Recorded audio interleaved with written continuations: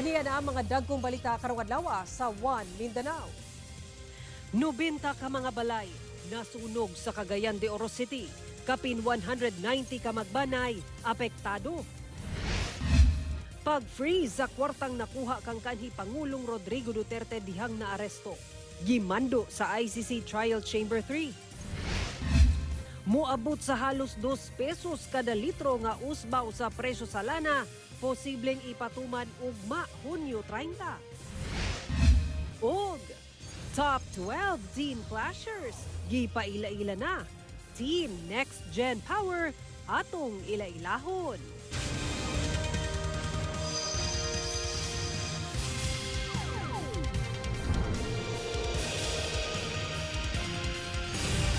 Mayong hapon Mindanao, ako si Sara Hilomen Velasco. Anaa sa 90 ka mga balay ang gilamoy sa kalayo sa Barangay Lapasan sa Cagayan de Oro City. Problema sa linya sa kuryente, usa sa mga ginatutukang hinungdan sa sunog.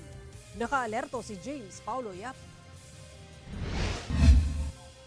Pasado alas 3 sa hapon adlong Domingo, kalit nga miulbo ang dakong sunog sa sitio Little Cebu, Barangay Lapasan sa Cagayan de Oro City. Sa cellphone video nga kuha ni Mars Mandang, makita ang dakong kalayo ug itom nga bugwak sa aso samtang ginalamoy ang kabalayan sa lugar. Tungod sa kadako sa sunog, gisaka sa BFP sa ikaupat nga alarma ang sunog.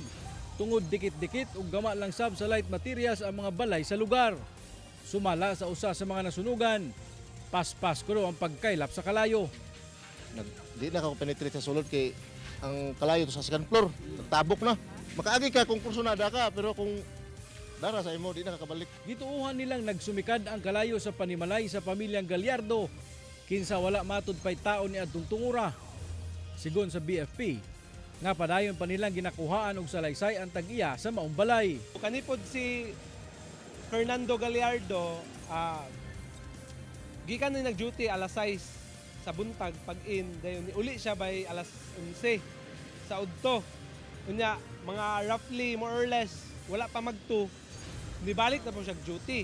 Usa kuno ang anggulo sa problema sa kuryente, ang ginalantaw sa kabumbiruhan nga mo'y hinungdan sa sunog. Wala gyapon nato giwala kung labay nagluto. Pero dako gyud porsyento pod na kung dili siya intentional, most probably sir dito kita sa electrical. Paguman sa dakong sunog, kagahapong adlaw dinhi sa sitio Little Cebu sa Barangay Lapasan mga kapuso, ingunani na lamang ang nahabilin sa mga 90 kabalay dinhi sa mong lugar o ang pipila kanila igo na lamang sa pagsalbar sa mga gamit nga mamahimo pa nilang mapuslan. Apan taliwala sa dakong bulog sa kalayo kagahapong adlaw, nagpabilin gyapong ligdong kining usa ka balay nga nahimutang tunga-tunga mismo sa fire scene nga gama lang sa light materials. Mubok kung siya nga balay, ang kasagaran balay dili tagas, ang kalayo na sa ibabaw tanan. Anaa sa 90 ka mga balay ang nasunog kung asa apektado ang kapin 190 ka magbanay. Sagad kanila, temporaryong nagpuyo sa covered court sa Barangay Lapasan. Gibana-bana ang mukabat sab sa 1.7 million pesos ang danyo sa sunog. Padayon pa ang investigasyon sa BFP. Kauban si Makoy Sempron, James Paulo Yap, One Mindanao. Atong sayro ng dugang pang mga balita sa Mindanao. Makauban nato si Cyril Chavez live sa Cagayan de Oro City. Cyril? Salamat Sara. Suspendido ang face-to-face class alang sa ubang tungaan sa General Santos City. Gumika na sab sa nahitabong magnitude 6.5 na linog niadtong Biyernes sa gabi alang sa ipaygayong reassessment sa otoridad. Ang detalye sa report ni Efren Mamak.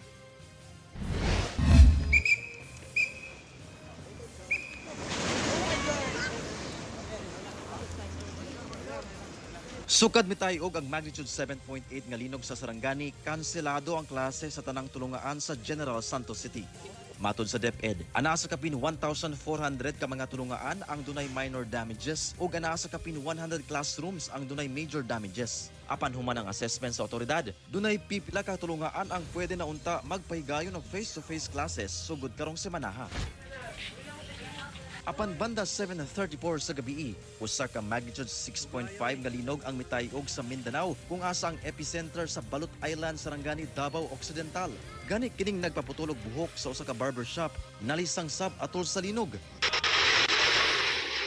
Matud sa DepEd Gensan, gumikan sa maong linog, kinahanglang i-reassess ang mga tulungaan subay sab sa direktiba sa LGU nga paghimuon sa DepEd engineers, city engineers lakip DPWH. For the safety of everyone, kailangan talagang i-cancel muna to give time for our engineers na i-inspect ulit yung ating mga offices at saka mga classrooms. Hinuon magpatuman og alternative mode of learning. Right now, ang main namin ay modular, kaya yung ating mga guro ay busy rin sa pagre-reproduce ng mga modules. Yung iba sinisend na lang sa kanilang mga group chats. Kauban si Gary Balantayog, Pong Vicencio, Efren Mamak. 1 Mindanao. Posibleng moabot sa halos 2 pesos kada litro ang isaka sa presyo sa lana ugmang adlaw, Hunyo 30.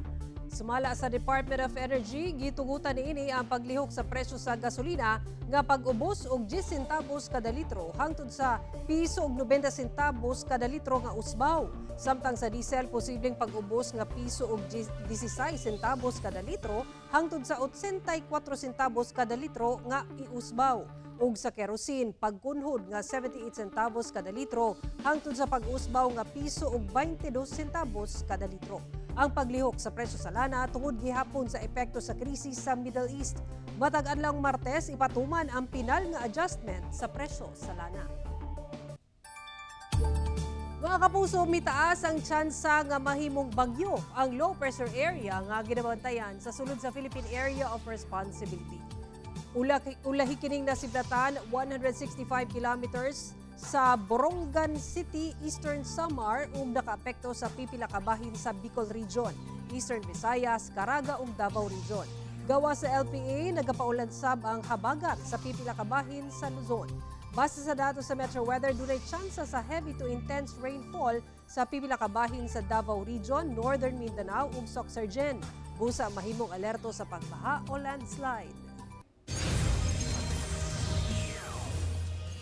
Formal na nga gihunong sa Incident Management Team ang search and rescue operation sa nawala nga hiker sa Mount Kalatungan, Bukidnon ni adtong June 12. Human ang 11 ka adlaw nga search and rescue operation alang sa nawalang hiker nga si Alcarj Zamayla.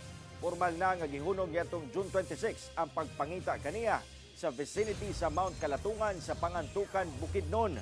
Kinisubay na sab sa rekomendasyon sa Incident Management Team nga gipanguluhan sa PDRRMO Bukidnon o Pangantukan LGU. Nawala si Zamayla niadtong June 12 samtang nag-trail hike matud pa sa Mong Bukid. Hunyo 15 diyang gisugdan ang pagpangita sa biktima. Sigon sa pinakaulahing report sa PNP nga wala nakitaan og indikasyon sa bukid nga anaa kini sa distress situation. Sumala sa PNP nga bisan pa man gi-terminate ang search and rescue operation, apan nagpadayon kuno sila sa ilang monitoring aron sa posibleng paglocate kang Zamayla.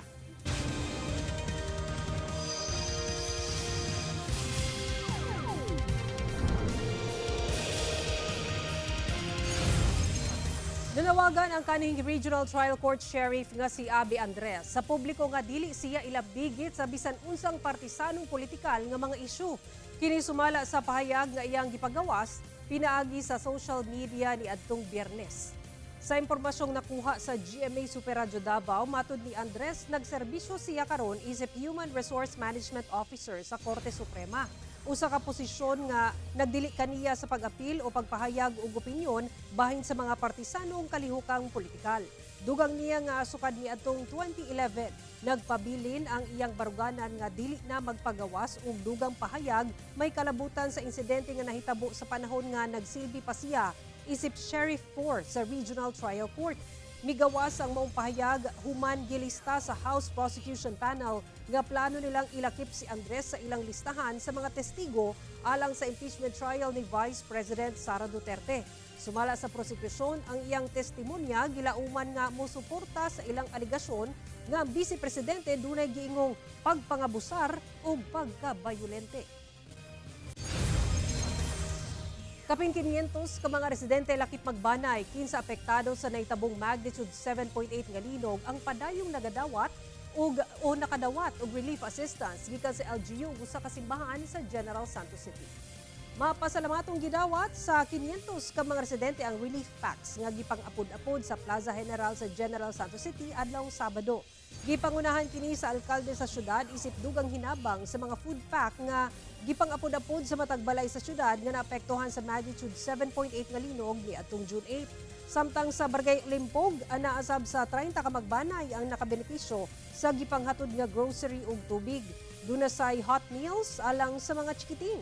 Inisyatibo kini sa usa ka Christian church alang sab sa mga na-displaced nga workers nga namuyo sa mga lugar aron maminusan ang gibating kaguol gumikan sa nahitabong linog. Gimando sa ICC Trial Chamber 3 ang pag-freeze sa kwartang nakuha kang kanhi Pangulong Rodrigo Duterte dihang naaresto. Gipaboran sa International Criminal Court Trial Chamber 3 ang hangyo sa prosecution team nga i-freeze ang kwartang nakuha kang kanhi Pangulong Rodrigo Duterte dihang giaresto siya niadtong March 2025. Gimando usab sa trial chamber sa ICC registry nga maghatag og listahan sa mga gamit nga nakuha kang Duterte dihang giaresto. Ang maong desisyon gipagawa sa publiko sa defense team sa kanhi Pangulo niadtong Biyernes. Sumala sa defense team buot sab sa prosecution nga makuha ang mga susi nga dala ni FPRRD nga karon nakakusudiya sa ICC registry. Gitawag kana sa defense team nga fishing expedition ug kinahanglang daw nga dili pagbigyan kay walay basehan. Gipunto sab sa mga abogado sa kanhi Pangulo nga walay epekto sa kasong crimes against humanity ang pag-freeze sa trial chamber sa kwartang nakuha kang FPRRD. Mga kapuso, nagpadayon ng nationwide promo sa inyong kapusong estasyon, ang Kapuso Big Time Panalo Season 5. Over 6 billion pesos worth of prizes ang nag-atang sa mga lucky winners. Sayon lang ang pag-apil, palit lang og participating brands ug ilakip ang inyong contact details sa inyong entries. Ihulog kini sa drop boxes nationwide. Dunay chance makadaog og up to 2 million pesos sa matag entry ug pwede sa makadaog og libo-libong cash prizes matag adlaw kada semana. Bulungtan ang promo period kutob August 7. Magbantay sa fake news, fake Facebook accounts o scam text. Tutok lang sa GMA o mobisita sa official Facebook page ug microsite sa GMA Promos alang sa complete mechanics and announcements. Sobra 7 million pesos nga kantidad sa smuggled nga sigarilyo ang nasakmit sa PNP atong sa checkpoint sa Kulambugan, Lanao del Norte. Driver sa gikargahang truck arestado. Ani report.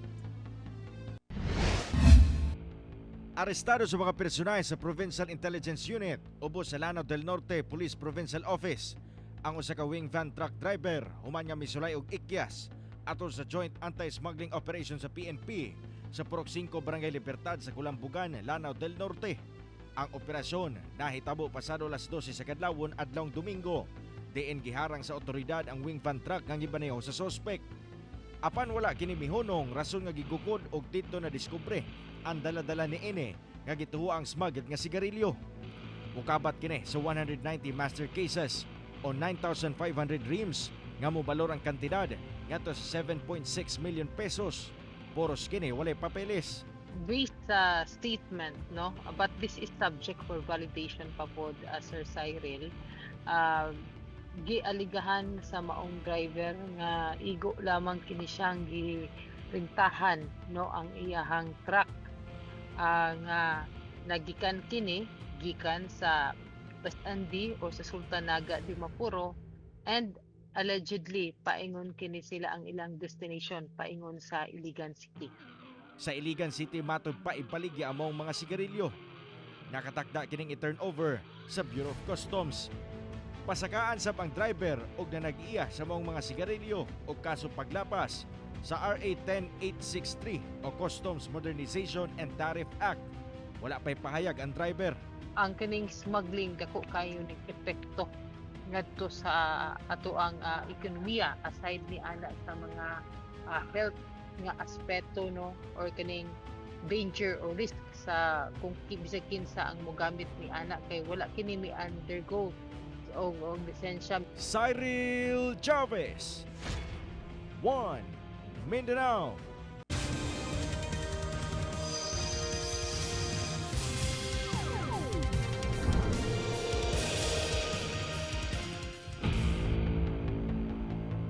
27 anyos nga lalaking kanhi OFW og negosyante og baka napalgang patay human na missing sulod sa 4 ka adlaw sa General Santos City. Biktima gimartilyo sa ulo, una gilubong sa yuta. Tulo ka mga sospek nga nakatransaksyon ni ini mi-surrender. Ang detalye sa report ni Efren Mamak.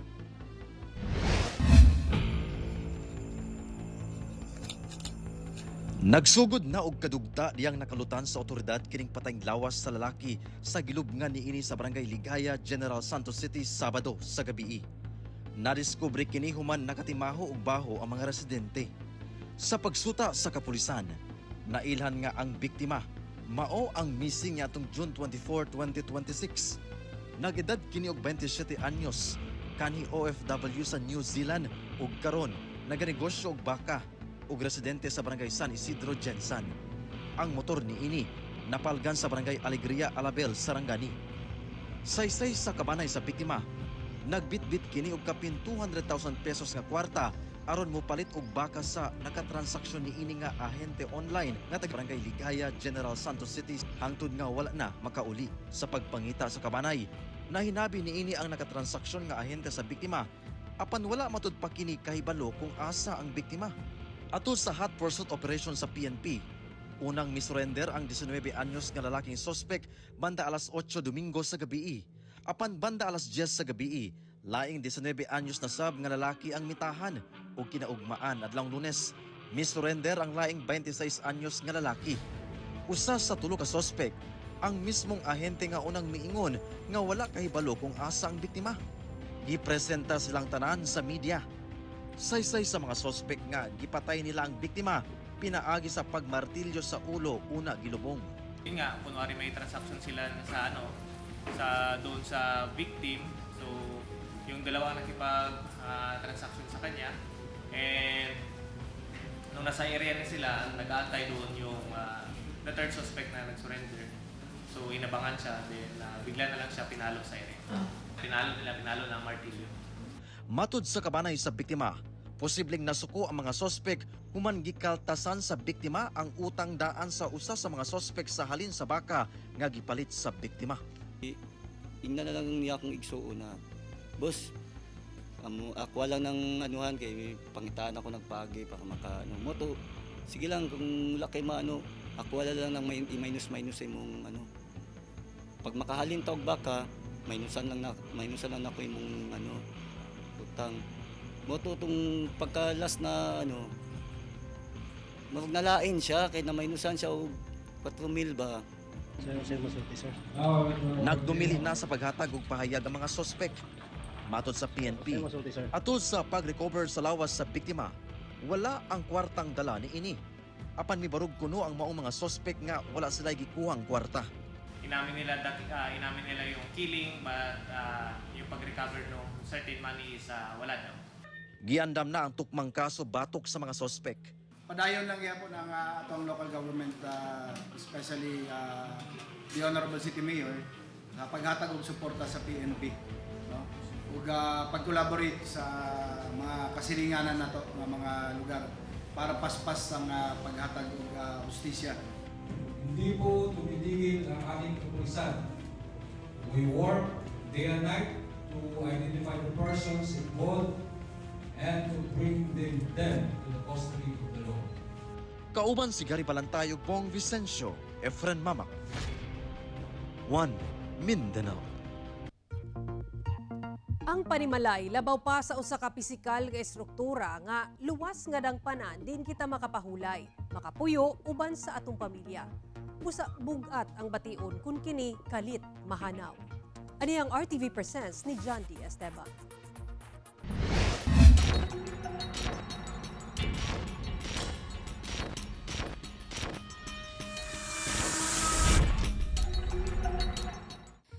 Magtulo ka semana na sukad nga miigo ang magnitude 7.8. Pero maura gihapong hulagway ang imuhang makita sa daghang dapit dinhi sa General Santos City. Mga tipaka sa simento, mga nangliki nga salog ug pundasyon na lamang ang nabilin sa mga nadamyos nga balay. Luyo sa kamingaw, ana ang mga handumanan nga gilubong sa kaguba. Apan sa karon, walay mahimo si Joel, kung dili ang maningkamot nga mobarog balik. Ganitong karaan ng balay, ang extension nga katong tindahan bungkag diretso kay dili kay ligon ang pagka-construct. And then atong ang kusina diya sa kilid bungkag po diretso kay Mapasalamaton sila sa nadawat nga 30,000 nga tabang gikan sa gobyerno. Apan dili daw paigo aron subling mapatukod ang panimalay sa Barangay Balite. kautang gid ni. Pangutang gid ning mag-igsuon nag-amot-amot ni. Pero masiguro lang yung tulugan nila kay budlay kayo man ba? Kasi sa karong ipahimo ng mga metal cladding kay di po ni gusto katong mag-maintainer na lang pod nga basig paglat paabot na po sa panahon magpaayo na pod. Giana na lang namo metal cladding nasa sa dala labor ng 70k na siya ma'am. Sa Upper Puting Bato, Barangay Kalumpang, sa pagsulod sa komunidad nga kaniadto Bibo, karon mingaw na. Sanglit ang pipila kanila, gibiyaan na ang mga panibalay. Apan ang uban, bisang dako ang damyo sa balay, gipili ang magpabilin. Kay wala sila laing kaadtuan. Kay ngano ultimo ra man pud ning mga tao dire, di naman mi kortahan.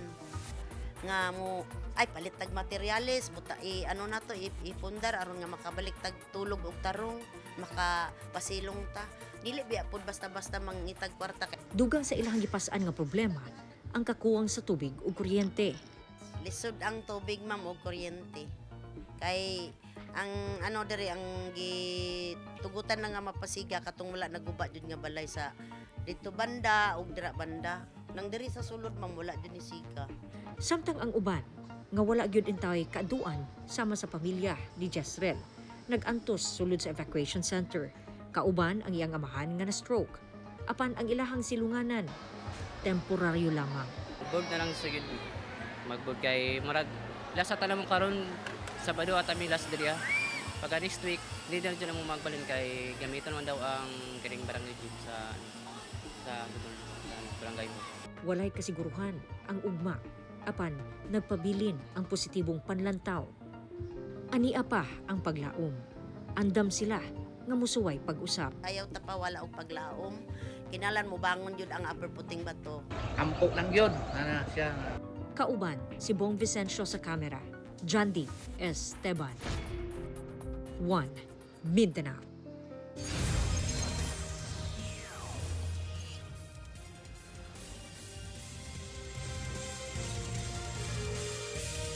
Nakadawat og reklamo gikan sa mga residente sa Jose Abad Santos bahin sa pagkategorya sa partially ug totally damaged nga mga balay nga mo'y basihan sa pinansal nga tabang. Sumala pa ni Mayor Jason John Joyce, gidugok og reklamo ang mga frontliners sama sa barangay officials ug opisyal sa lokal nga panggamhanan. Pinaagi siyang FB page sa impormasyong nakuha sa GMA Super Radyo Davao. Ipasabot ni Mayor Joyce nga ang kategoryang totally damaged alang sa mga benepisaryo nga dili na mapuy-an ang balay. Hinungdan nga mas dako ang ayuda sa 10,000, itandi sa 5,000 sa partially damaged nga kinahanglan lang pag-repair sa balay. Giangkon sa opisyal nga dunay mga error sa datos, human nga gihatagan lang og 3 ka adlaw sa nasyonal nga panggamhanan alang sa rapid damage assessment and needs analysis sa matag barangay. Dili matod pa malikayan nga masipyat ang mga barangay official tungod sa gawas nga gipadali. Nakipsab ang mga opisyal sa mga apektado sa kalamidad.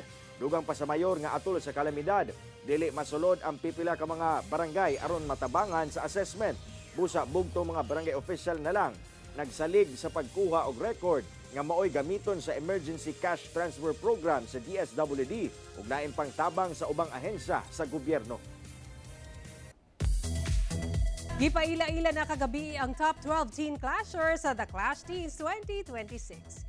Gigrupo ang top of the clash into 3, ang Team Next Gen Power, Blazing Gen Z ug Soundwave Squad. Una natong ilahon ang Team Next Gen Power nga gilangkuban nila Martin Miguel from Dubai, Donald Mendoza from Bulacan, Beza Trestiza gikan Cavite, kay Gabunada from Parañaque City ug Bien Opena sa Pasig City. Ang usa sa youngest clashers nga si Martin, 14 anyos, bisan nagpuyo sa Dubai, Pinoy by heart. Bisan padayon sa iyahang singing journey, buot sab niyang mahimong pilot. Ang 14 anyos sab nga si Donald, miyembro sa banda pero ang ultimate dream niya, mahimong doktor. Si Beza, 16 anyos, ang panlaban sa ilang eskwelahan sa mga singing competition.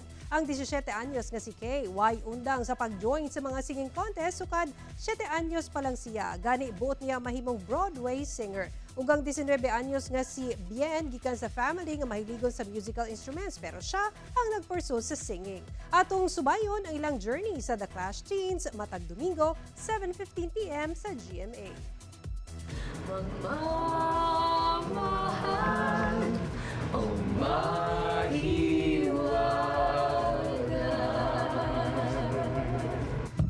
Hello mga kapuso, and we are The Next Gen Power! Subaybayan niyo po kami sa aming journey sa The Clash Teens!